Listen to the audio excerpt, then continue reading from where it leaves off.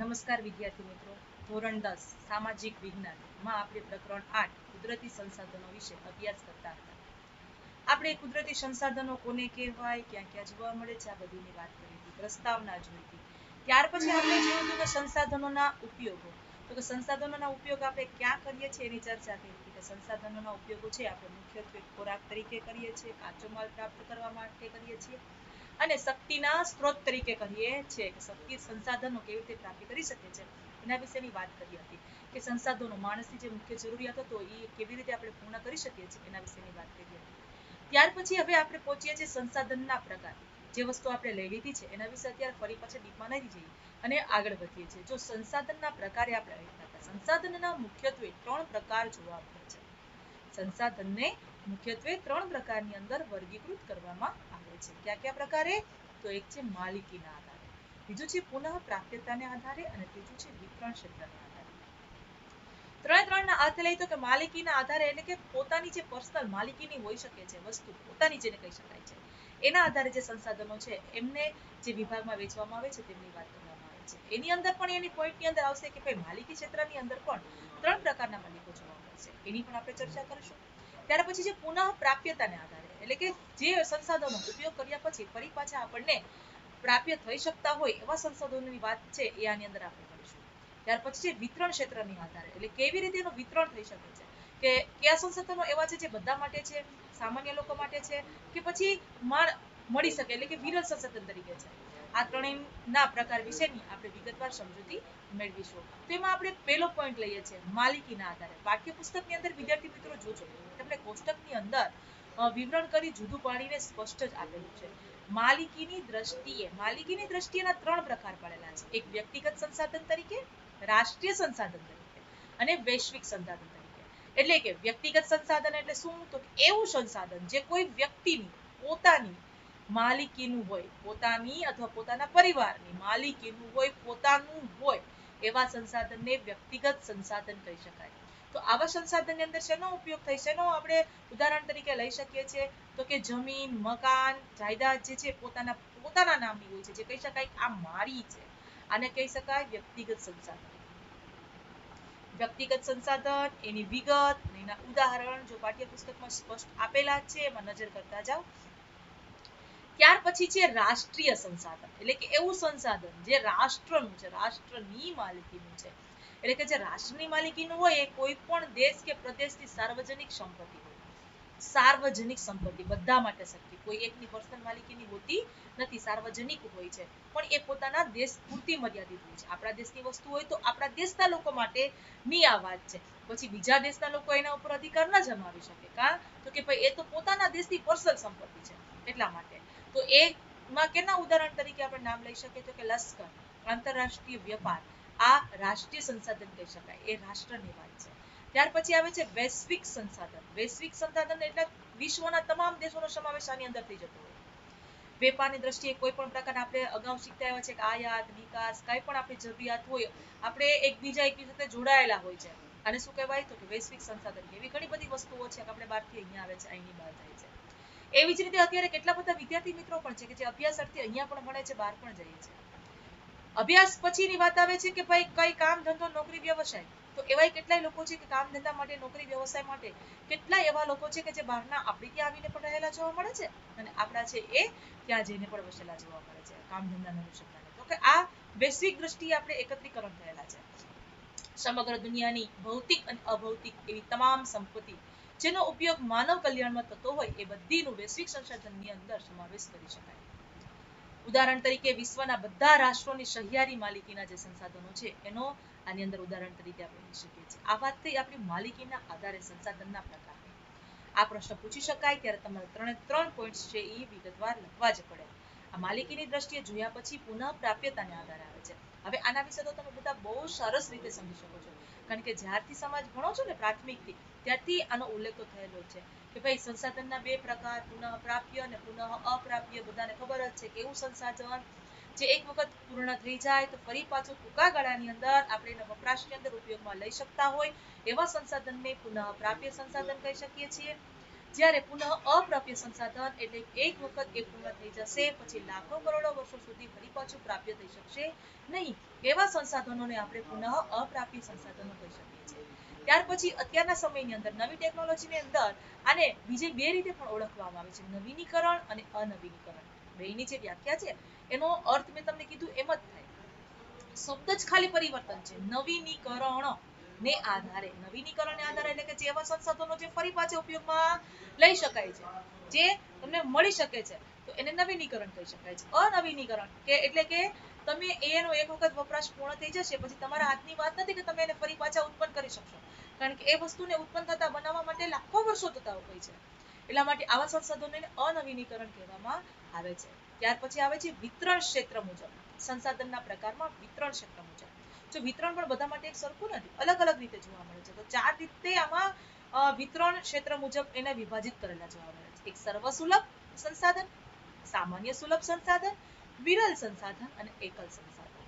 બરાબર. હવે 4 પોઈન્ટને આપણે વ્યવસ્થિત જોઈએ. સર્વ સુલભ સંસાધન. સર્વ સુલભ એટલે બધી જગ્યાએ તમને પ્રાપ્ય થઈ શકતા હોય તેવા સંસાધનને સર્વ સુલભ સંસાધન કહેવામાં આવે છે. જ્યાં તમે જાઓ ત્યાં તમને એ વસ્તુ પ્રાપ્ય બની શકે. તો આવા સર્વસુલભ સંસાધન ક્યાં છે? તો કે ભાઈ વાયુ. વાતાવરણમાં રહેલા જે વાયુઓ છે એ તમને હરેક જગ્યાએ મળે છે. હું અહીંયા બેઠી છું તો મને અહીંયા ઓક્સિજન મળે છે, તમે ઘરે છો તો તમને ઘરે પણ મળે છે, કોઈ બહાર જાઓ છો તો ત્યાં પણ તમને પ્રાપ્ય જોવા જ મળે છે. એટલે સર્વ, દરેક જગ્યાએ જે વસ્તુ ઉપલબ્ધ હોય એને સર્વસુલભ સંસાધન કહેવામાં આવે છે. ઉદાહરણ તરીકે ઓક્સિજન, નાઇટ્રોજન વાયુ, આ બધાનો સમાવેશ છે આની અંદર કરી શકાય છે. સરળ જ રીતે સારી જ શબ્દમાં ટૂંકમાં જ કહું તો કોઈ પણ જગ્યાએ જાઓ ત્યાં એ વસ્તુ એ સંસાધન તમને પ્રાપ્ય બને એને સર્વ સુલભ કહી શકાય. ત્યાર પછી આવે છે સામાન્ય સુલભ સંસાધન, એટલે કે સામાન્ય મળે તેવા, સામાન્યપણે મળે તેવા સામાન્ય સુલભ સંસાધન એટલે સામાન્ય રીતે બધે મળી જ જાય, બહુ કઈ એમાં ઇસ્યુ થતો નથી. તો એમાં શું શું આવે? તો કે ભૂમિ, જમીન, જળ અને ગોચર. આ બધી વસ્તુ બધી જગ્યાએ હશે. તમને ભૂમિ મળશે, જમીન, જળ, આ બધી વસ્તુ તમને મળી જ જાય. એટલે સામાન્યપણે આ વસ્તુ પ્રાપ્ય કરવા માટે તમારે કોઈ એવી મહેનત કરવી પડતી નથી. બરોબર, એવું કાર્ય કરવું નથી પડતું. આ છે સામાન્ય સુલભ સંસાધન છે જે આસાનીથી તમને પ્રાપ્ય થઈ શકે છે. ત્યાર પછી આવે છે વિરલ સંસાધન. વિરલ સંસાધન એટલે કે જેની પ્રાપ્તિ સ્થાનો કેવા છે? મર્યાદિત છે, ટૂંકા છે, બધી જગ્યાએ પ્રાપ્ય થઈ શકતા નથી. એવા સંસાધનોને વિરલ સંસાધનો કહી શકાય. જેના પ્રાપ્તિ સ્થાનો મર્યાદિત હોય તેવા ખનિજોનો સમાવેશ આની અંદર કરી શકાય. જેમ કે કોલસો, પેટ્રોલિયમ, તાંબુ, સોનું, યુરેનિયમ, આ બધી ખનિજો છે એ કેવા છે? વિરલ સંસાધન છે. આ સંસાધન બધી જગ્યાએ એટલી આસાનીથી પ્રાપ્ય થતા નથી. ત્યાર પછીનો પોઈન્ટ આવે છે એકલ સંસાધન. એકલ સંસાધન એટલે કે દુનિયાના કોઈ એક ખૂણે કે બે ખૂણે જ જોવા મળતા હોય, બધી જગ્યાએ નહીં, વિરલે નહીં, હાવ ફિક્સ જ જગ્યા હોય છે કે ભાઈ અમુક જગ્યાએ જ અમુક વસ્તુ પ્રાપ્ય, અમુક સ્થળે જ પ્રાપ્ય થઈ શકશે, એને એકલ સંસાધનો કહેવામાં આવે છે. એટલે કે દુનિયામાં ભાગ્યે જ એક કે બે સ્થળે જ મળી આવતા સંસાધનો હોય એને એકલ સંસાધનો કહેવામાં આવે છે. ઉદાહરણ તરીકે ક્રાયોલાઇટ ખનિજ જે માત્ર ગ્રીનલેન્ડમાંથી જ મળી આવે છે, બીજે ક્યાંય આ વસ્તુ પ્રાપ્ય થતી નથી, ક્યાંય જોવા નથી મળતી ને ક્યાંયથી તમે પ્રાપ્ય કરી શકો એવા નથી. એટલા માટે આવા સંસાધનોને એકલ સંસાધનો કહેવામાં આવે છે. વિદ્યાર્થી મિત્રો, ઘણી વખત આના 1 માર્કના પ્રશ્નની અંદર પણ પૂછી શકાય છે. એ પૂછી જાય કે એકલ સંસાધન એટલે શું, તો તમને એમની વ્યાખ્યા ખબર હોવી જોઈએ. તો એવું પણ પૂછાય કે વિરલ સંસાધન કોને કહેવાય છે, તો તમને ખબર હોવી જોઈએ. એના ઉદાહરણ પણ તમે આપી શકવા જોઈએ. 1 માર્કની અંદર આમાંથી ટૂંકમાંથી ઘણી બધી વસ્તુ લઈ શકાતી હોય છે. કોષ્ટકમાં જોઈને તમે 2 પ્રકારની વિગતો તો તમે સમજ્યા જ છો. સંસાધનોના અન્ય રીતે પણ વિભાગો પાડી શકાય. મેં તમને કીધું એમ લીટી ટીક કરજો. અન્ય રીતે પણ બીજા 2 રીતે વિભાગ પાડી શકાય છે, 2 ભાગમાં વહેંચી શકાય છે. એક નવીનીકરણીય અને અનવીનીકરણીય. આની વાત આપણે હમણાં જ કરી. તો એવા કેટલાક સંસાધનો પોતાની મેળે ચોક્કસ સમયમાં જ વપરાશી હિસ્સાની પૂર્તિ કરે છે. એક વખત વપરાશ થઈ ગયા પછી ચોક્કસ સમયની અંદર ફરી પાછું આપણે એમનો વપરાશ કરી શકીએ. એટલે વપરાશી હિસ્સાની પૂર્તિ કરે છે, અથવા તેને પણ કહી શકાય કે તે અખૂટ છે. જેમ કે ઉદાહરણ તરીકે જંગલો, સૂર્યપ્રકાશ, પશુ પક્ષીઓ વગેરે આ વર્ગની અંદર આવે છે, જેને નવીનીકરણીય સંસાધનો કહેવાય છે. તમને સરસ રીતે સમજી શકાશે. ટીક પણ કરજો. આ ક્વેશ્ચન છે, આ પ્રશ્ન પૂછી શકાય છે. નવીનીકરણ એટલે શું? ઉદાહરણ આપી સમજાવો. અનવીનીકરણ સંસાધનો એટલે શું? ઉદાહરણ આપી સમજાવો. અથવા 2 માર્કના પ્રશ્નમાં મારે લેવું હોય તો નવીનીકરણ સંસાધન અને અનવીનીકરણ સંસાધન વચ્ચેનો તફાવત સ્પષ્ટ કરો. આવી રીતે પણ પૂછી શકાય. તો એમાં તફાવત સ્પષ્ટ કરવાના બે મુદ્દા તમે 2 માર્કની અંદર આસાનીથી લખી શકો. શું તો કે પહેલા એમની વ્યાખ્યા પણ લખી શકવાની છે, ક્યાં જોવા મળે છે, કોને કહેવાય, એના ઉદાહરણ આપો છો એટલે કમ્પ્લીટ થઈ જાય છે. સરળ સજ છે, કોઈ વસ્તુ અઘરી નથી. તમે જે સમજી ગયેલા છો, તમને જે આવડે છે એ જ વાત છે. ફરી પાછી રિપીટ કરું છું, નવીનીકરણ સંસાધનો એટલે એવા સંસાધનો જેનો વપરાશ કર્યા પછી ચોક્કસ સમયમાં તમને ફરી પાછા વપરાશ માટે ઉપલબ્ધ થઈ શકતા હોય એને નવીનીકરણ સંસાધનો કહી શકાય છે. ઉદાહરણ તરીકે કેનું, તો સૂર્યપ્રકાશ. માનો કે આજે લીધો રહી ગયો, દિવસ આથમી ગયો, તો બીજા દિવસે ફરી પાછો સૂર્ય ઉગવાનો જ છે. તમે ફરી પાછા પ્રાપ્તિ કરવી શકો છો. અથવા એવું પણ બને કે અત્યારે ચોમાસાની સિઝન છે, ચોમાસાની ઋતુ દરમિયાન તમને સૂર્ય છે 1 દિવસ કે 2 દિવસ જોવા ન મળે, તો એનો મતલબ એવો છે કે ફરી પાછો પ્રાપ્ય નહીં થાય, નહીં થશે જ. ચોક્કસ સમયગાળાની અંદર ફરી પાછો એ આપણે પ્રાપ્ય થવાનો જ છે. જંગલો છે, માનો કે કપાણ, આગ, કોઈ પણ વસ્તુ થઈ છે, તો ફરી પાછું એ થશે જ. એનો સર્વ નાશ થઈ જવાનો નથી. તમે ફરી પાછો એને ટૂંકા તમારી મહેનતની અંદરથી ફરી પાછા પ્રાપ્ય કરી શકો છો. આને ફરી પાછા ઉપયોગમાં લઈ શકાય, અથવા એવું પણ કહી શકાય છે અખૂટ છે, જે ખૂટતું નથી, ફરી પાછું મળી શકે છે. આ બધાની વાત નવીનીકરણની અંદર કરી શકાય છે. ત્યાર પછી આવે છે અનવીનીકરણ સંસાધનો, એટલે કે એવા સંસાધનો જે એકવાર વપરાયા પછી પુનઃ ઉપયોગમાં લઈ શકાતા નથી, અથવા એમ પણ કહી શકીએ કે તેને બનાવી શકાતા નથી. તે નજીકના ભવિષ્યમાં તેનું પુનઃનિર્માણ છે એ શક્ય નથી, અથવા અશક્ય છે, એની વાત કરવામાં આવેલી છે. કારણ કે આ વસ્તુ જે બનાવતા માટે જ્યારે આપણે 8મા 9મા ભણ્યા જ છીએ, આના વિશે વાત કરી જ છે કે પુનઃ અપ્રાપ્ય સંસાધનો છે એક વખત ખતમ થઈ ગયા પછી એને બનતા લાખો કરોડો વર્ષો થાય છે, એની મેળે એમને મરી જતા નથી. એટલે આપણે એને પુનઃ પ્રાપ્ય ઉર્જા સ્ત્રોત પણ કહેવાય, અનવીનીકરણ સંસાધનો પણ કહી શકાય છે. ફરી પાછા બનાવી શકતા નથી, નજીકના ભવિષ્યમાં એનું પુનઃ નિર્માણ શક્ય નથી, એટલે કે અશક્ય છે. કેને, તો કે ખનિજ કોલસો, પેટ્રોલિયમ, કુદરતી વાયુ નો સમાવેશ આ વર્ગની અંદર કરી શકાય છે. ઇઝીલી જ છે આ. અત્યારે જ કમ્પ્લીટ આ પ્રશ્ન મોઢે થઈ જ જાય. વ્યવસ્થિત સમજો એટલે એક વખત ફરી પાછો એમાં ટીક કરી અને રિપીટ કરજો એટલે તમને આવડી જશે. આ બધા જ ક્વેશ્ચન છે એ તમારે ટીક માર્ક્સ કરતા જવાના છે અને ફેસબુકની અંદર લખતા પણ જવાના છે. જેટલા નીકળતા જાય એટલા લખતા જ જવાના છે. ત્યાર પછીનો પોઈન્ટ આવે છે સંસાધનોનું આયોજન અને સંરક્ષણ. જો આપણે સંસાધનોના ઉપયોગ જોયા, સંસાધનોના પ્રકારો જોયા, આ બધા વખતથી આપણે એટલું તો સમજાય જ ગયું કે એનું આયોજન ને સંરક્ષણ કરવું ખૂબ જ જરૂરી છે. કોઈ પણ વસ્તુનું મારે સંરક્ષણ કરવું હોય ને તો એનું મારે પદ્ધતિસરનું આયોજન કરવું પડે. આયોજન બંધ કરેલું કાર્ય જ છે એ લાંબા ગાળા સુધી તમને મદદરૂપ થઈ શકે છે, કામ લાગી શકે છે. કોઈ પણ હું કામ એમને માડેતર શરૂ કરતો તો ગમે ત્યારે બંધ પણ થઈ જાય. કાં તો કેમનું યોગ્ય આયોજન નથી. એટલે કોઈ પણ તમારું કામ જે ધારા મુજબ ન થાય તો એના પરિણામ સ્વરૂપ તમારી ભૂલ સ્વરૂપ એક જ આવે છે કે એનું યોગ્ય આયોજન ન હોવાને કારણે તમને જોઈતી સફળતા છે એ પ્રાપ્ત થયેલી નથી. અત્યારે તમે ધોરણ 10 ના વિદ્યાર્થીઓ છો તો તમને વ્યવસ્થિત માત્રામાં મહેનત કરવાનું કહેવામાં આવે કે ભાઈ અભ્યાસમાં ધ્યાન આપજો, તો એક આયોજન કરશો, તમારું ટાઈમ ટેબલ સેટ કરશો કે ભાઈ આટલા વાગે હું આ કામ કરીશ, આટલા વાગે હું આ કામ કરીશ, આ પતી જશે પછી હું આટલો સમય વાંચવા માટે ફાળવીશ, આટલો સમય લખવા માટે ફાળવીશ. જે વ્યક્તિ આવા વ્યવસ્થિત આયોજનને ડેઈલી સ્વરૂપમાં ફોલો કરતું હશે તો એને પરિણામ ચોક્કસ પ્રાપ્ત થશે. પણ વગર આયોજને કરતા હશે તો, આયોજન વગર કરેલા હશે તો એમાં અસફળતા છુપાયેલી ક્યાંક ને ક્યાંક તો રહેશે જ, મળશે જ. તો આવા આપણા સંસાધનોનું આપણે આયોજન કરવું જોઈએ એના સંરક્ષણ માટે. તો એમાં આયોજનની અંદર આપણે શું શું કરશું, ક્યાં ક્યાં મુદ્દાનો સમાવેશ કરશું ને કેવી રીતે સંરક્ષણ કરશું એની વાત કરીએ. તો આપણે શબ્દશઃ લઈએ તો પહેલી જ લીટી કીધી છે કે મેં તમને અગાઉ જ કીધું હતું કે મનુષ્ય જ એક એવો છે કે એમની જરૂરિયાત ક્યારે પણ પૂર્ણ થતી નથી, અથવા પૂર્ણ થાય છે તો ફરી નવી ઉપજવે છે, એટલે કે એને સંતોષી શકાતી જ નથી. એટલે કહી શકાય કે માનવીની જરૂરિયાતો અમર્યાદિત છે. માનવીની જરૂરિયાત તો અમર્યાદિત છે, પરંતુ કુદરતી સંસાધનો કેવા છે તો કે મર્યાદિત છે. કુદરતમાંથી પ્રાપ્ત થતા સંસાધનો છે એ તો આપણને મર્યાદિત સ્વરૂપમાં જ જોવા મળે છે. આપણી જ જરૂરિયાતો અમર્યાદિત છે. આ વર્ષોમાં માનવી દ્વારા વિજ્ઞાન અને તકનીકી ક્ષેત્રે થયેલા અસાધારણ વિકાસથી અને ભયંકર વસ્તી વિસ્ફોટથી સંસાધનોનો વપરાશ ખૂબ જ વધી ગયો છે. આ બધું તમે એક સરળતાથી સમજી શકો કે કોઈ સંસાધન ઉપલબ્ધ છે જ, પણ આટલા સંખ્યાના લોકોને પહોંચી વળવા માટે ઉપલબ્ધ છે જ, પરંતુ એની સંખ્યામાં વધારો જ થઈ જાય તો એ સંસાધનો કેમ પહોંચી વળે? તો ફરજિયાત એની ઘટ ઉત્પન્ન થવાની જ છે. દિન પ્રતિદિન વસ્તી છે એનું પ્રમાણ છે વધતું જાય જ છે. એટલે હરેક જેમ વસ્તીનું પ્રમાણ વધશે એમ બધાની જરૂરિયાત વધશે. બધાની જરૂરિયાત વધે છે તો સંસાધનો તો મર્યાદિત જ છે, એટલા જ છે. તો એટલા સંસાધનોમાંથી જ એટલા બધા લોકોને પૂરું પાડવાનું હોય છે. અને જેમ જેમ અત્યારે ટેકનોલોજી વધતી ગઈ છે, તમને હરેક વસ્તુ આસાનીથી જેમ જેમ મળતી જાય છે એમ એનો વપરાશ પણ વધતો ગયો છે. ઘણી વખત આપણે આડેધડ વપરાશ કરતા હોય છે, અત્યારે ઉપલબ્ધ છે ને એટલે, પણ એવું ન કરવું જોઈએ. એનો વિવેકપૂર્ણ જ ઉપયોગ કરવો જોઈએ, જેથી કરીને લાંબો ગાળા સુધી તમે ચલાવી શકો, તમારા પછીની પેઢી પણ એમનો ઉપયોગ કરી શકે, એના માટેનું પણ આપણે વિચારવું જોઈએ. આ વસ્તુ જો આપણે ગંભીરતાથી નહીં વિચારીએ તો ભવિષ્યમાં એના માઠા પરિણામો આપણે ભોગવવા પડશે. અત્યારે જેટલી આપણે સુવિધાની અંદર આપણે ઉછરી રહ્યા છે, બની શકે કે આપણે એનું ધ્યાન નહીં રાખીએ તો આપણા આવનારા સંતાનો, આપણી આવનારી પેઢી છે, એમનો ઉપયોગ નહીં કરી શકે, તો એમને થોડીક મુશ્કેલી પણ સર્જાશે. હવે પહેલાના જમાનામાં લોકો કહેતા કે અમે પાણી નદીએથી ભરી આવતા, કામ કરવા નદીએ જતા, ચૂલે રસોઈ બનાવતા, લાકડા કાપવા જતા, બધું કામ કરતા જ હતા. પણ તમે જ છો કે તમે જે લઈ લો આવનારી પેઢી, કે હું અમારી પેઢીની વાત કરું, તો અમે ક્યારે એવું કામ કરેલું જ નથી. અમે જ્યારે એવું કોઈ પણ પ્રકારનું કાર્ય કરેલું ન હોવાને કારણે અત્યારે જો એ કામ અમને કરવાનું કહેવામાં આવે તો એટલું આસાનીથી નહીં જ થાય, કારણ કે સુવિધામાં તમે ઉછરેલા છો, તમને સુવિધા પ્રાપ્ય થયેલી છે, તો તમારા માટે પછી એ સમસ્યાની એ જગ્યા ઉપર રહેવું અઘરું જ પડશે. અંધારું કોને કહી શકાય, લાઇટ વગર કેમ જીવવું, આ વસ્તુ આપણને ખબર જ નથી, કારણ કે આપણી સાથે વીતેલી નથી.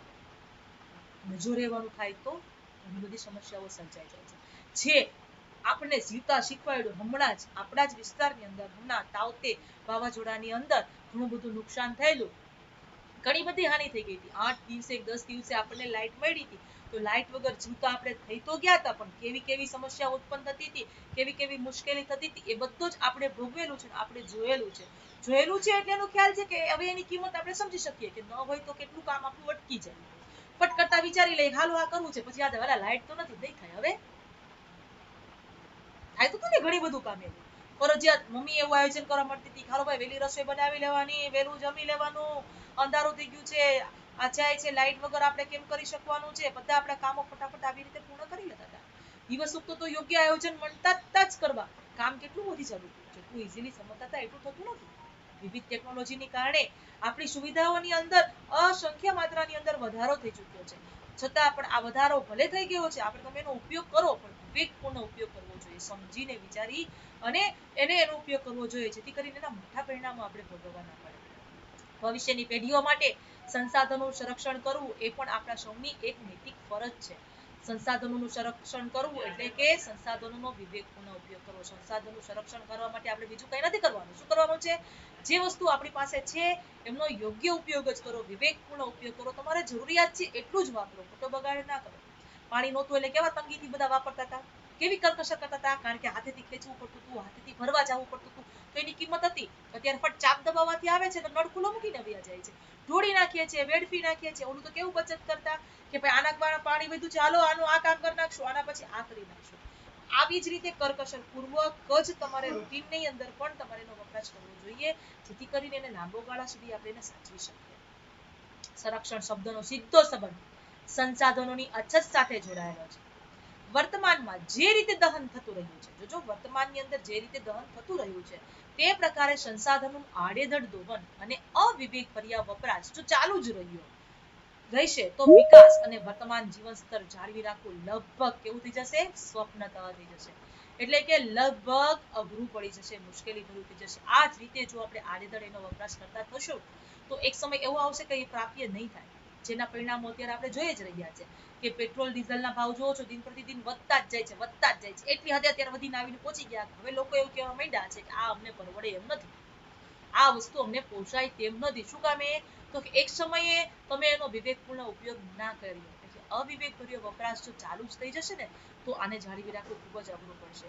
તે માટે શું કરવું જોઈએ? તો તે માટે તેનો વિવેકપૂર્ણ ઉપયોગ, તેનું સંરક્ષણ અને પુનઃ ઉપયોગી જેવી બાબતો તેમાં સમાવિષ્ટ છે.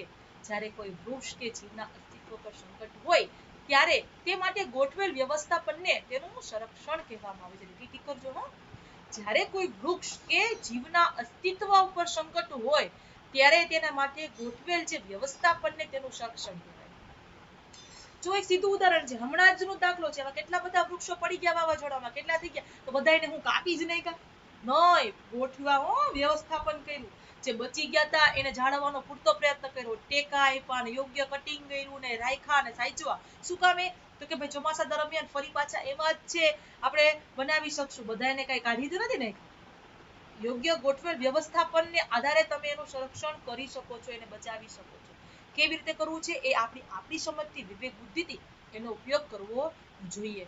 ચાલ હવે સ્ટેપ બાય સ્ટેપ જોઈએ. મુદ્દાઓ છે, આ મોસ્ટ આઈએમપી પ્રશ્ન છે, સ્વાધ્યાયની અંદર પણ છે કે સંસાધનના આયોજન અને સંરક્ષણ માટેની જરૂરી બાબતોને વિગતવાર સમજીએ. સ્વાધ્યાયની અંદર પ્રશ્ન હશે અને પોઈન્ટ ટુ પોઈન્ટ જ છે, બેઠો જ જવાબ પાઠ્યપુસ્તકની અંદર આપેલો છે, એમાં તમારે બીજું કશું જ નથી કરવાનું. જો એમાં પહેલો પોઈન્ટ છે કઈ કઈ રીતે આપણે વિગતવાર સમજી શકીએ, તો પહેલો પોઈન્ટ છે સૌથી પહેલા કોઈ એક દેશ કે પ્રદેશને એક એકમ ગણી તેના ઉપયોગમાં લેવાયેલા હજુ વણ વપરાયેલા કે સંભવિત સંસાધનોની ઉપલબ્ધિ અને વિશેષતાઓ બાબતે જાણકારી મેળવવી.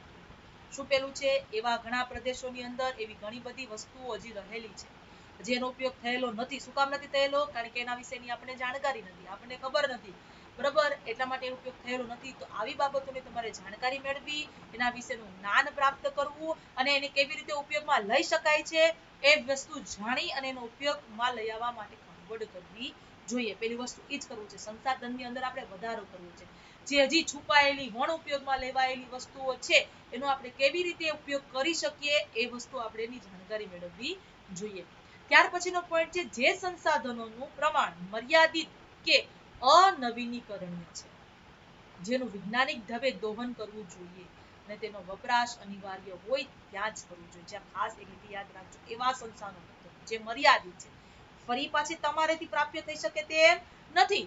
કેવા છે? અનવીનીકરણ છે. એક વખત પૂર્ણ થઈ જશે તો ચોક્કસ સમયગાળા દરમિયાન ફરી પાછા પ્રાપ્ય થઈ શકશે નહીં. તો આવી વસ્તુઓનો વપરાશ છે એ યોગ્ય રીતે કરવો જોઈએ. બહુ જરૂરિયાત હોય તો જ વાપરવું જોઈએ. પેટ્રોલ ડીઝલની વાત હમણાં આપણે મેં કરી તમને, તો કે આ સંસાધનો અનવીનીકરણીય જ છે. તો આપણે કેવું કરતું, નાની મોટી નજીકની વસ્તુ હતા તો ઘણી વખત આપણે પેલા હાલીને જતા હતા, પછી એવી ટૂંકા ગાળામાં જવું તો સાયકલનો ઉપયોગ કરતા હતા. પરંતુ અત્યારે વ્હીકલોની સંખ્યા બહુ જ વધી ગઈ, ઘરે ઘરે તમને વાહનો જોવા મળશે અને એની સંખ્યામાં વધારો થતો. તો શું થઈ ગયું, નજીકની જગ્યાએ પણ જવાનું હોય તો ગાડી લઈને જ જાય છે, કોઈ એમને જતું જ નથી. આ સેલ્ફ બાય ને ગયું તો ત્યાં ગાડી લઈને જવાની કઈ તમારી જરૂરિયાત નહોતી, તમે ત્યાં ચાલીને પણ જઈ શકતા હતા. ત્યાં અનિવાર્યતા નહોતી. ફરજિયાત હોય અને વાપરો છો એ વસ્તુ જુદી છે, તમારી જરૂરિયાત છે તમે એનો ઉપયોગ કરો છો એ વસ્તુ પણ જુદી છે. પણ કોઈ પણ પ્રકારના કારણ વગર કરવો વપરાશ, ઘરના બે જ ભાઈ બહેન હોય, બે ભાઈ બહેન અલગ અલગ ગાડીમાં એક જ જગ્યાએ જાય તો આ વસ્તુ તો કેટલા અંશે વ્યાજબી. એક જ ગાડીમાં બે વ્યક્તિ જઈ જ શકે છે, એક જ જગ્યાએ જઈ શકે છે. તો આવી રીતે વિવેકપૂર્ણ ઉપયોગ કરવો જોઈએ. નાનામાં નાની બાબતોને ધ્યાનમાં રાખી અને કેવી રીતે તમે બચત કરી શકો છો એ તમારે એની કાળજી લેવી જ જોઈએ છે. એટલે કે અનિવાર્ય હોય ત્યાં જ એનો ઉપયોગ કરવો જોઈએ. ત્યાર પછી જે સંસાધનોની માત્રા વધારી શકાય તેના વિકાસ માટે પ્રયત્ન કરવો જોઈએ. એક વખત થાય છે કે આના સંસાધનની માત્રામાં વધારો કરી શકાય છે તો કેવી રીતે કરી જવો એના માટે પૂરતો પ્રયત્ન કરવો જોઈએ, જેથી કરીને એ વધારી શકાય અને વધારે લોકો સુધી પહોંચી શકાય. જે સંસાધનો વર્તમાનમાં સોંઘા કે સહજ ઉપલબ્ધ હોય તેને વેડફવાને બદલે ભાવિ જરૂરિયાત માટે કરકસર કરવી અને સાચવવા જોઈએ. બની શકે કે અત્યારે મોંઘું નથી, અત્યારે તો સહેલાઈથી પ્રાપ્ય થઈ શકે એમ જ છે, ઉપલબ્ધ જ છે, તો એનો આડેધડ વપરાશ કરવો ન જોઈએ. ભલે સહેલાઈથી તમને મળે છે પણ જોઈએ એટલું વાપરો, તમને કોણ ના પાડે છે? જોઈએ એટલો ઉપયોગ કરો ને. કારણ વગર ઢોળી નાખવી તો જરૂર નથી. નગરપાલિકાનો નળ આવે છે ને પાણી આવે છે, ટાંકી ભરાઈ ગઈ છે, વધીએ છે એટલે બહાર મંડે છે રોડું બોડું ભીતળાન બધું ધોવા દબાવીને પાણી આવતું હોય ત્યારે નળ ચાલુ જ રાખવાનું. આ કેવું છે ભાઈ, તમારે ભરાઈ ગયું છે, તમારું કામ પૂરું થઈ ગયું છે તો એને બંધ કરી દો ને, જેથી કરીને બીજા લોકોને જોતું હોય છે એને પ્રાપ્ય થઈ શકશે. આવે છે એટલે ઢોળા જ કરવું નહીં, આ વ્યવસ્થિત વાત નથી. આ તો તમને ઉપલબ્ધ છે, તમારા સુધી પહોંચે જ છે, પણ તમારી જરૂરિયાત પૂરતું વાપરો, કરકસર કરો, એમાંય બચત કરો. આડેધડ વાપરી નાખવું ન જોઈએ, જેથી કરી અને ભવિષ્ય સુધી લાંબા ગાળા સુધી તમે એનો વપરાશ કરી શકો છો. જો નો ધ્યાન રાખે તો બની શકે એવું કે અત્યારે સરળતાથી પ્રાપ્ત થઈ શકતું હોય, પણ અત્યારે આપણે ધ્યાન ન આપ્યું હોય ને તો લાંબા ગાળા પછી એ સરળતાથી પ્રાપ્ત ન થઈ શકે. તો અત્યારથી જ એની પૂરતી કાળજી કરવી જોઈએ. જે મર્યાદિત માત્રામાં ઉપલબ્ધ છે તેવા સંસાધનો જાળવી રાખવા, તકનીકી વિકાસ દ્વારા તેના વૈકલ્પિક સ્ત્રોતોની શોધ લાંબા ગાળે વધારે ફાયદાકારક. અત્યારથી જ જે સંસાધનો છે એને જાળવીને રાખવા, એમનો વિકાસ કરવો, નવા વૈકલ્પિક સ્ત્રોતો છે એની શોધ કરવી, જેથી કરીને કોઈ એકની ઘટ થાય ત્યાં વૈકલ્પિક સ્ત્રોત શોધાઈ ગયા હોય તો જેથી કરીને આપણું કાર્ય અટકશે નહીં. અત્યારે વિકલ્પો બધા જ વ્યક્તિ તરત વિકલ્પ શોધવા માંડે છે, કોઈ પણ વસ્તુનો વિકલ્પ તરત જ મળી જ જાય છે, શોધવા જ માંડે છે અગાઉથી જ, કારણ કે ખબર પડી જાય કે આ વસ્તુ થવાની છે, એનો વિકલ્પ શોધવા જ માંડવાનો હોય છે. અને જેથી કરીને આવી વસ્તુથી અત્યારથી તમે આયોજનબદ્ધ રહેશો ને તો લાંબા ગાળે તમને ફાયદોકારક રહેશે, ફાયદાકારક નીવડશે. સંસાધનોના સંરક્ષણ માટે તંત્ર દ્વારા જરૂરી કાયદા કે નિયમો બનાવી તેનું અમલીકરણ કરાવવું જોઈએ ફરજિયાતપણે. શું કે સંરક્ષણ માટે તંત્રએ જ અમુક પ્રકારના કાયદા અને નિયમો ઘડી નાખવા જોઈએ, જેથી એમનું ફરજિયાત બધા માટે એનું અમલીકરણ કરાવવું જોઈએ. એક પદ્ધતિથી એને આપણે ખોટા વેડફાતા બચાવી શકીએ એટલા માટે નાગરિકોએ સંસાધનના વિવેકપૂર્ણ ઉપયોગ સાથે જોડાયેલી તમામ બાબત અંગે વાકેફ કરી જનજાગૃતિ કેળવવી જોઈએ. આ એક સૌથી મહત્વનો મુદ્દો છે. કોઈ એક વ્યક્તિથી આ કોઈ વસ્તુ શક્ય જ નથી.